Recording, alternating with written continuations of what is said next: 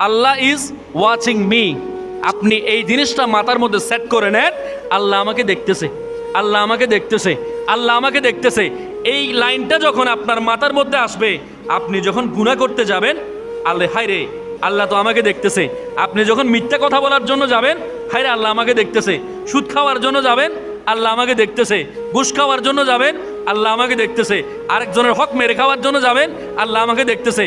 যুবক ভাইয়েরা যখন জেনা ব্যভিচারে লিপ্ত হওয়ার জন্য যখন যাবে, হায় রে আমি কার দিকে তাকালাম, কোন মহিলার দিকে তাকালাম, সেটা তো আমার জন্য লাইসেন্স নাই, আমার জন্য বৈধ নয়, আমার জন্য জায়েজ নাই, আমি কার দিকে তাকাচ্ছি, আল্লাহ তো আমাকে দেখতেছে। এইভাবে প্রত্যেকটা কদমে কদমে যখন আপনি ভালো কাজ করবেন, খারাপ কাজ করার জন্য যখন আপনি যাবেন, আল্লাহ তো আমাকে দেখতেছে, এই লাইনটা যখন মাথার মধ্যে সাইড করে নেবেন, তখন আপনার গুনাহের পাল্লাটা কমে যাবে। যখন ধীরে ধীরে আস্তে আস্তে বাড়তে থাকবে, আল্লাহ আমাকে দেখতেছে,